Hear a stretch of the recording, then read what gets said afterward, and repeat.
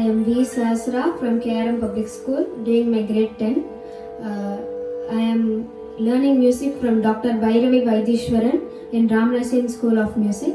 I am accompanied by Sai Priyadashneka in violin, and I am accompanied by Anantaramanna in Mridangam. I thank the Perambur Sabha for this wonderful opportunity, and happy Mother's Day to all present here. Thank you.